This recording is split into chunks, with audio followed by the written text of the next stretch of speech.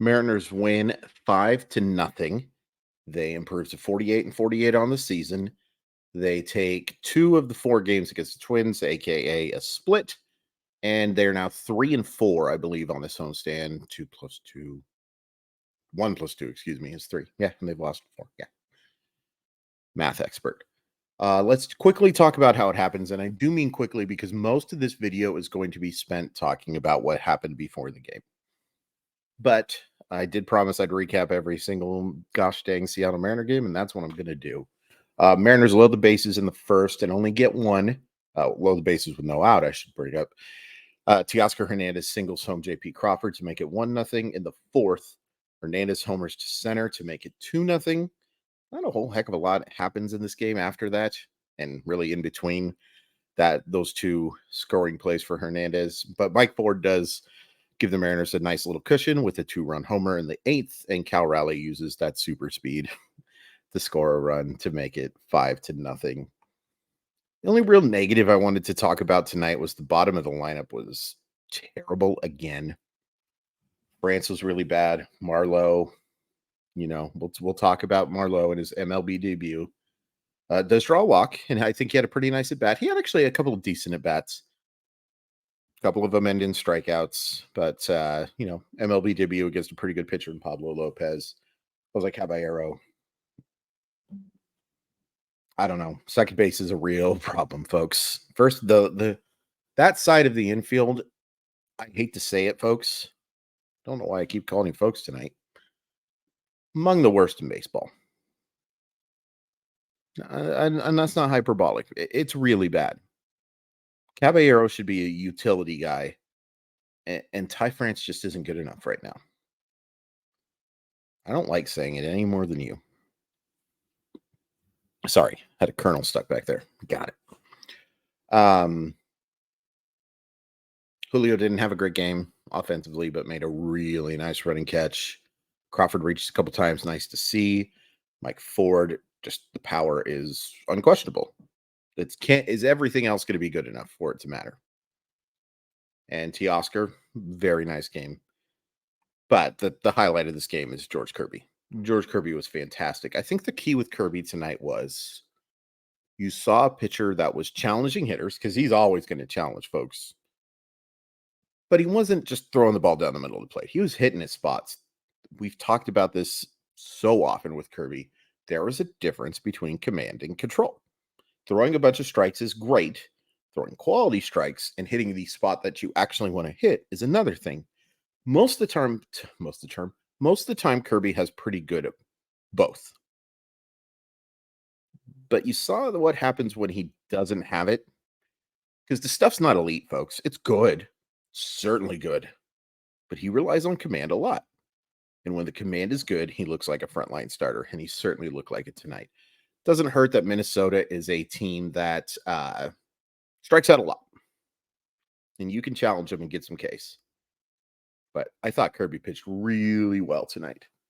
Sometimes when you see me go like this and then immediately go like this and you're wondering what's going on, why'd you miss the hair? It's because I am not used to the fact that this camera is mirrored or not mirrored or whatever. So when I put up my left hand, see, it shouldn't be on the right side. That's stupid. Can you tell I'm a little we're going to talk about today. Anything else? Matt Brash was fantastic. Paul Seedwald was fantastic. Pitched well. It's a little weird that he was brought in today, but it's okay. I think once he was warmed up to come into the game, they made the right decision and had him throw because it's been a while, and he was good. He was good. Is there anything else I want to talk about with this game? Eugenio Suarez, a nice game, reaches 3 times. Did I mention he's critical for their success? Also made an unbelievable catch. His range is so underrated. He could, in a pinch, like let's say JP Crawford, goodness forbids, did get hurt. The guy I'd be playing at shortstop is Suarez. It didn't work out great when he did it with Cincinnati, but I think he can handle it. And I would rather have his bat in the lineup there than All due respect, Dylan Moore or Sam Haggerty, something like that. But that's not what's going to happen. Anyway, Eugenio Suarez, even in a frustrating year, has shown that he is still a very, very good defensive player. I think I've talked about everything. All right, let's get into it. So, just in case you didn't see, Jarred Kelenic was placed on the 10-day injured list after breaking his foot. The Mariners called up Cade Marlowe to take his spot. Let's just talk about all of this, okay?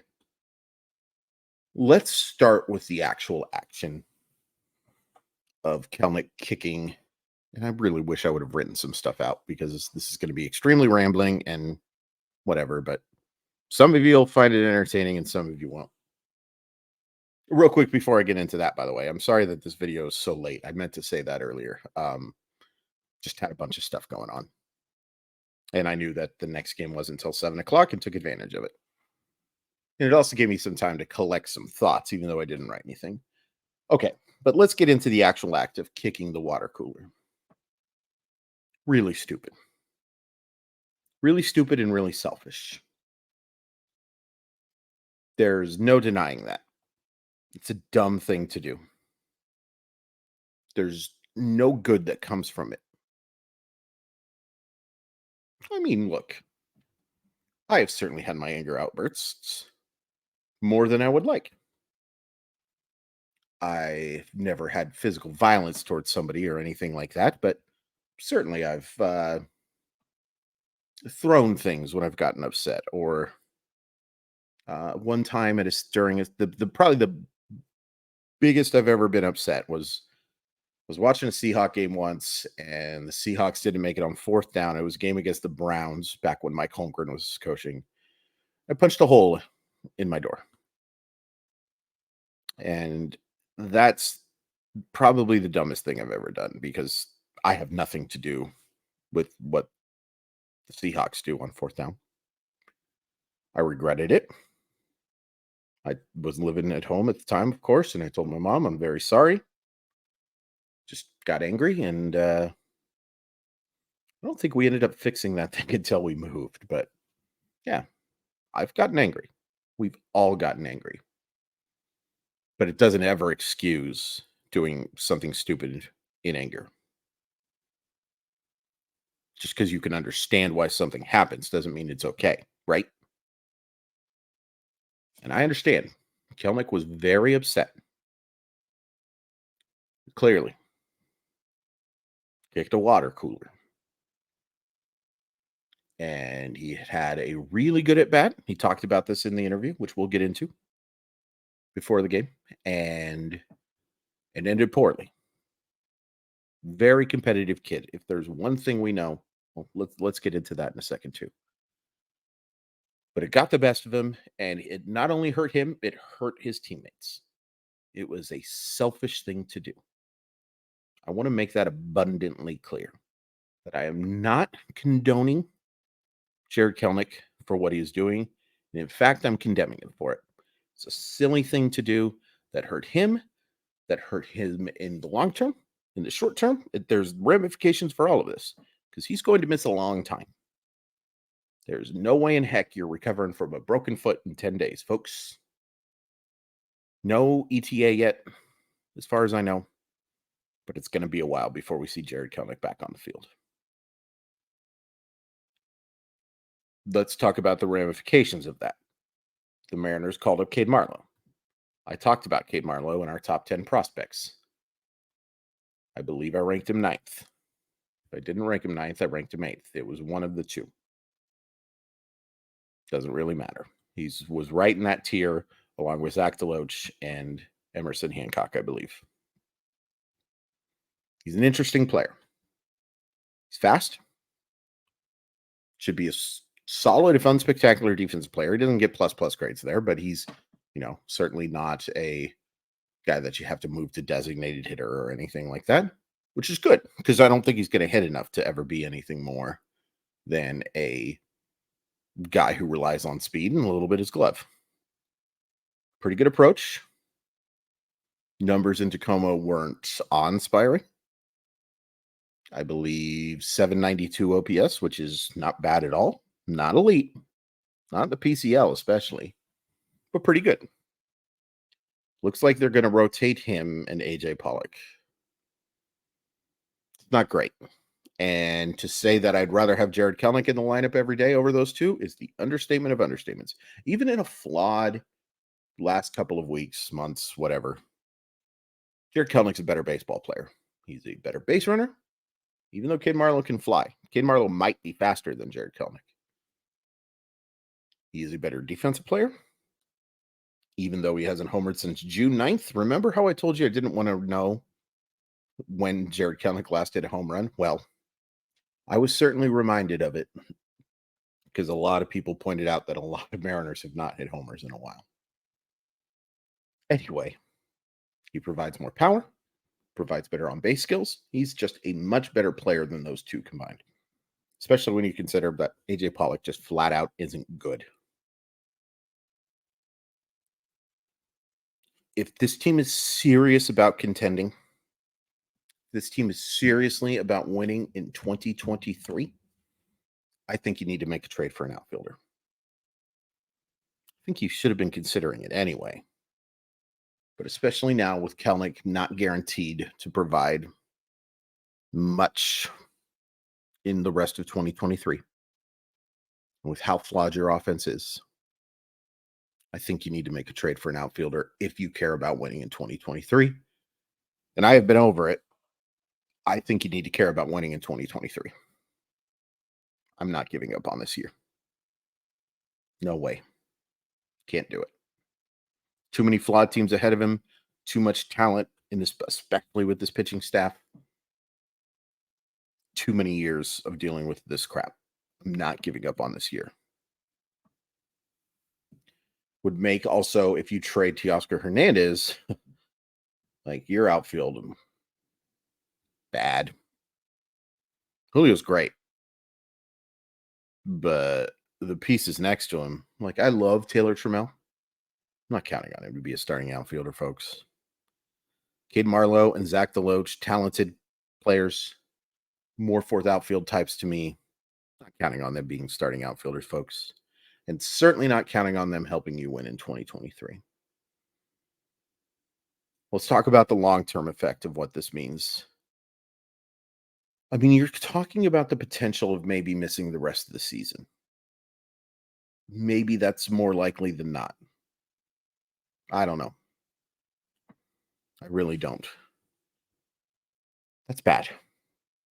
Jarred Kelenic's 24 years old. He's the age of a lot of quality prospects. There's a lot of development that needs to happen with Jarred Kelenic. So it not only hurts him in the short term, it hurts him in the long term. And that's another reason why I'm so disappointed in what Jarred Kelenic did. It was a silly, stupid, selfish thing. And Jarred Kelenic did so admit himself. Wish I could rewind that. Jarred Kelenic admitted as much during his interview today. I think most of you probably saw the interview today, and it involved Jarred Kelenic and a lot of tears. A lot of them. That he was very upset. He was upset because he had let his teammates down. And I don't want to say that I loved it, but I came away with so much respect for Jarred Kelenic. It's not the ownership thing. And yes, he did take ownership for it. He did not blame the water cooler for kicking him back. He did not say that, didn't try to make any excuses. He took ownership for it. That's not impressive. You did the stupid thing. Great. Who else would you blame? That's not the impressive thing. It would have been unimpressive if he had not done that. But I'm not impressed by that. I'm impressed by the fact that Jarred Kelenic took the time to talk to these reporters and showed how much he cares about this baseball team and his teammates. I was heartbroken watching Jarred Kelenic talk. I was I was really impressed, and I was also just sad as heck for this kid who is clearly still learning how to deal with failure. And we all are at that age. Oh, goodness gracious knows how many of us are 24-year-old kids who make mistakes. I was really impressed with it. What I was not impressed with is a lot of you. A lot of you said some really callous, hurtful, horrific things about a 24-year-old kid who is trying to make things right. And all I can say is shame on you. I defend this fan base an awful lot. This fan base gets called an awful lot of names. The bandwagon stuff, it's easy to defend when it's it first of all, bandwagon fan stuff is nonsense, but also this fan base, when the ownership group cares about this team, is as good as anybody. It's the same thing as those morons who say 12 since 12. Holy crap, are those people stupid? Like, just stupid. And let's just be honest, most people, not that bright, not that good. I kind of go back and forth on that, but there's a lot of real dumb people out there. And a lot of real bad people out there too.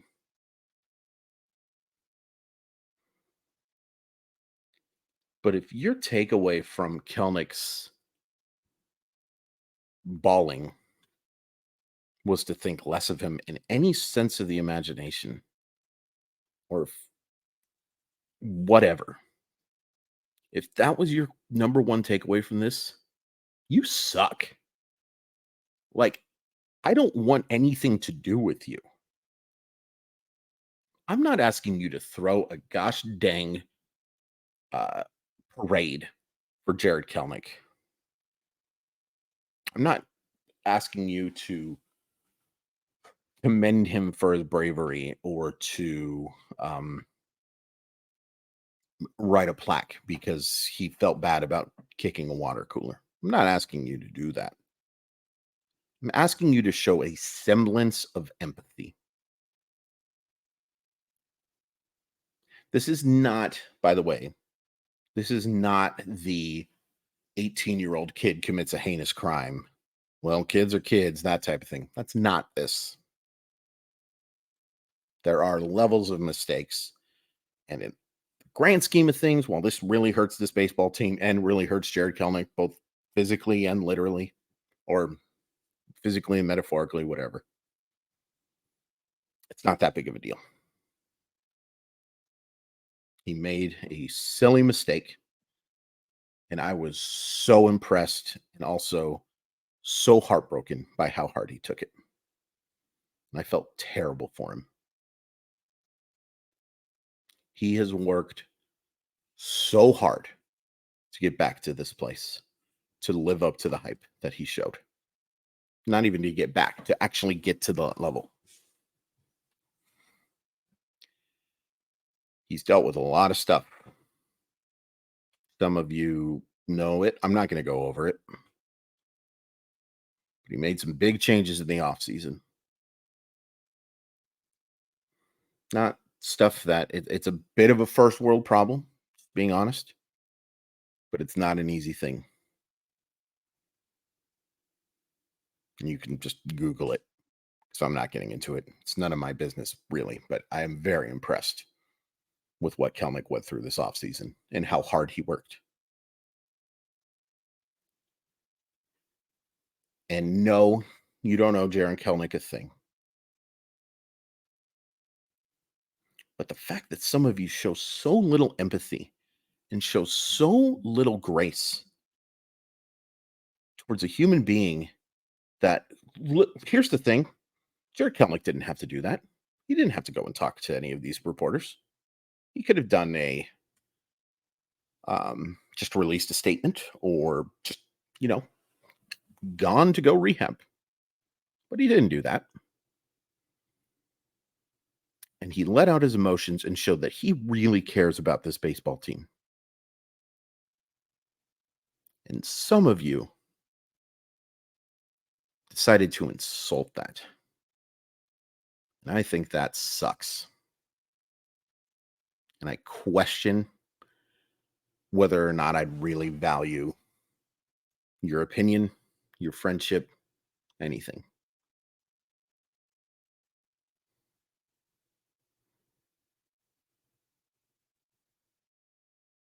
It's a bad look, folks. It's a bad look for a fan base that I spend a lot of time defending. I was getting into it and then I got distracted. Big surprise, right?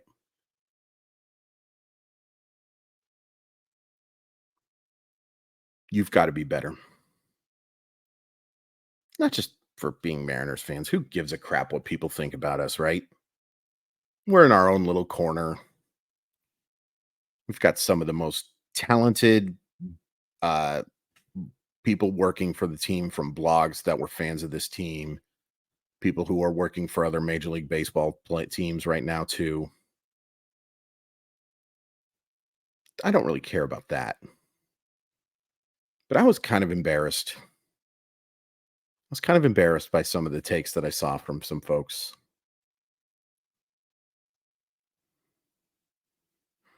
Empathy is not hard. In fact, it takes effort to not show empathy, in my opinion.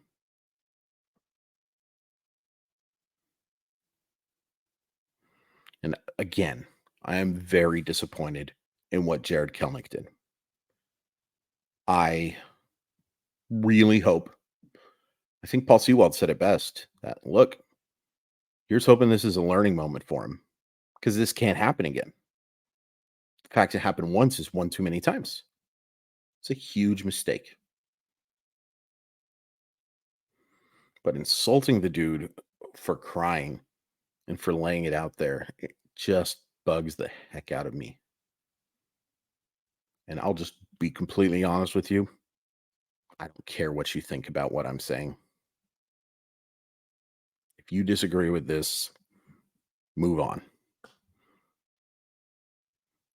Sure, there's some uh, talking blank that will give you what you need. That's not me. I am A-okay with being in the corner. That I think if you are anything but feeling empathy for Jarred Kelenic right now, I think you're missing the point. You can be upset, you can condemn, you can realize it was a massive mistake, a selfish mistake, but you can also feel empathy for the human being. And keep in mind, empathy and pity are not the same thing. You don't have to feel sorry for Jarred Kelenic. You don't have to go out of your way. Again, we're not throwing a parade for him.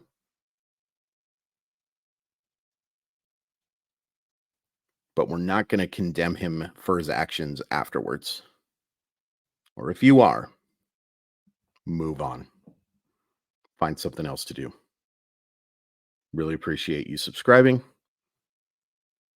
But we're not going to have a great time.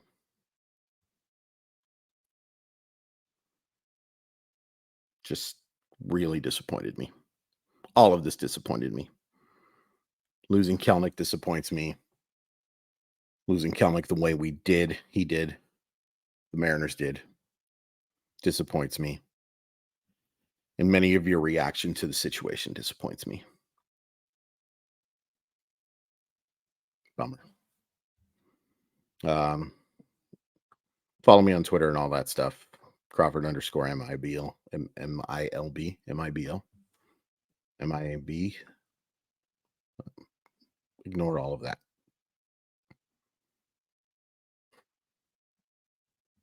Bummer.